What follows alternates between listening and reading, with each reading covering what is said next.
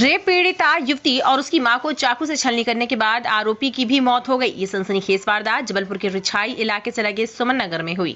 लोकेश राजपूत उर्फ विशाल नाम का युवक देर रात पीड़िता युवती के घर पहुंचा और चाकू से युवती और उसकी मां पर कई वार किए। वहीं युवक की लाश युवती के घर के बाथरूम में मिली। बताया जा रहा है कि मृतक लोकेश राजपूत के खिलाफ युवती ने पिछले साल दुष्कर्म की एफआईआर दर्ज कराई थी। इस मामले में हाल ही में वह जेल से छूट कर आया था। पुलिस के मुताबिक आरोपी जेल से छूटने के बाद से युवती पर राजीनामा करने के लिए दबाव बना रहा था और उसे परेशान कर, जिसके बाद युवती ने एक और एफआईआर जबलपुर के धारताल थाने में दर्ज करा दी। इस मामले में पुलिस आरोपी की तलाश कर रही थी। इसी बीच गुरुवार की देर रात युवक चाकू लेकर रेप पीड़िता युवती के घर पहुंचा और उस पर और उसकी मां पर जानलेवा हमला बोल दिया। सूचना पाकर मौके पर पहुंची पुलिस ने युवती के घर से आरोपी युवक का शव बरामद किया और दोनों घायल मां बेटी को इलाज के लिए अस्पताल भेज दिया। चाकू के वार से रेप पीड़िता युवती और उसकी मां की हालत गंभीर बनी हुई है। वहीं पुलिस ने इस पूरे मामले की एफआईआर दर्ज कर जांच पड़ताल शुरू कर दी है। बीबीसी के लिए जबलपुर से सुनील सेन की रिपोर्ट। ये कौन सी और क्या घटना हुई थी? ये मेरा भांज है लोकेश सिंह राजपूत।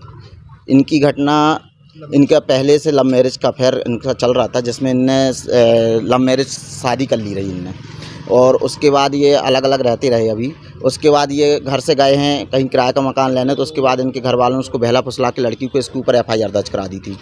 उसके बाद ये जेल भी गया रहा, तो इसको हमने जमानत पे छुड़वाया रहा। इसके बाद ये क्या किया है कि इनने फिर फर्जी मामले इसके ऊपर बनवाने लगे जी आए दिन। इसकी सूचना इसने सीएम हेल्पलाइन और सभी जगह दे रखी थी पहले से, और इसके बाद अभी फिर कुछ दिन पहले 3-4 दिन पहले फिर से पुलिस धारताल पुलिस में इसकी कंप्लेंट की गई, क्योंकि ये वाला मकान ये कविता वर्मन के परिवार के खाली करके किराए से रहने चले गए थे जिस जगह ये वारदात हुई है। और वो लोग थाने में यहाँ पर एफआईआर दर्ज कराते हैं इस लड़के की, और इस लड़के के बयान ये रहे कि ये मेरे को पुलिस बहुत ज़्यादा प्रताड़ित कर रही है। 3-4 दिन से बहुत परेशान था ये, और मेरे को जैसे ही पता चला तो मैंने कहा ठीक है बेटा तू परेशान नहीं हो। तो ये मोबाइल बंद करके रखा। दूसरे दिन ये हमें सुनने मिला तो ये इसके घर में बाथरूम में पाया गया है, और इसके साथ मेरे को मर्डर का संदेह लग रहा है। और इसके भाई ने मेडिकल में आके, भाई और इसका मामा ये आके यहाँ मेडिकल में इसको भर्ती करके गए हैं। इनका मेरे पास फ़ोन में भी बात हुई थी मेरी इनसे, कल इनका फ़ोन आया था, उसमें बात हुई थी मेरी। उनने बोला आपके लड़के को हमने यहाँ मेडिकल में छोड़ दिया है, आप आके देख लीजिए। तो मैं यहाँ से भागते भागते गया। उसी समय पुलिस भी घर पहुँची थी धारताल थाने की, तो उन्होंने भी ये सूचना दी थी।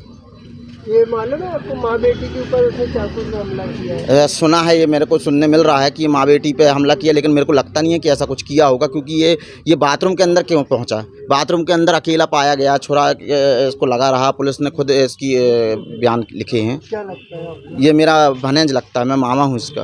क्या लग रहा है आपको? मेरे को तो ये मर्डर लग रहा है मेरे को। क्या नाम था आपके भांजे का? लोकेश सिंह राजपूत। कहाँ रहता था? ये गोवलपुर में रहते थे हम, नाबदानगर में। ये हमारे यहाँ रहा है जब से इसका ये केस चल रहा था।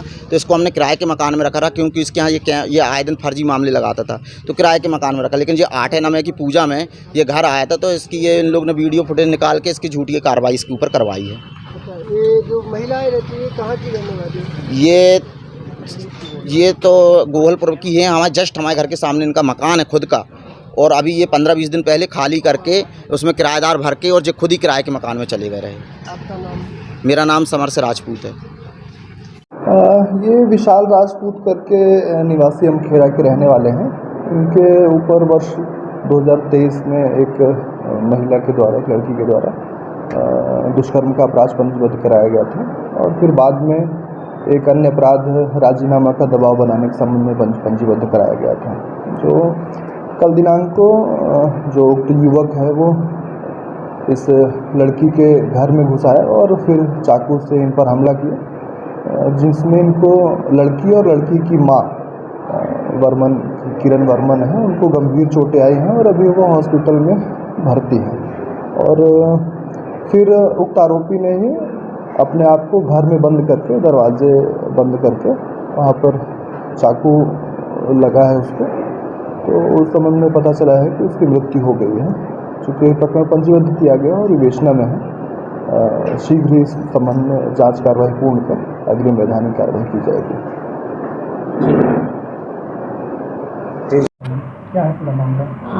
थाना प्रभारी रांझी द्वारा ये बताया गया है कि कल दिनांक को सुमन नगर में एक 20 वर्षीय महिला और 45 इयर्स उनकी मदर, दोनों ही जो है वो घायल मिली थी, और घटना के संबंध में जो जानकारी लगी है उसमें जिस व्यक्ति ने उन्हें घायल किया तो उसने वहीं पर अपने जो है सुसाइड कमिट किया है। अभी इन्वेस्टिगेशन पुलिस इसमें कर रही है, जो भी तथ्य सामने आएंगे उसके हिसाब से कार्रवाई की जाएगी। मैडम प्रथम घटना क्या मामला है, वजह क्या सामने आई? चूँकि ये कल ही की घटना है, इसमें अभी जो है विवेचना चालू है। ये ज़रूर देखने में आया है कि जो आरोपी है वो पूर्व में जो है वो 376 तरह के अपराधों का आरोपी रहा हुआ है, तो संभवतः ये माना जा रहा है कि उसी घटना के कारण वो पुनः जो है इन लोगों से संपर्क स्थापित करके कोई बात करना चाह रहा था। अपने आसपास की हर छोटी बड़ी खबर देखने के लिए हमारे चैनल पुलिस ब्यूरोक्रेट्स न्यूज को बेल आइकन दबाकर सब्सक्राइब करें, जिससे आपको हर खबर समय से मिलती रहे। अधिक जानकारी के लिए हमसे संपर्क करें। हमारे कॉन्टैक्ट नंबर हैं 9039011886 एवं 9770229999।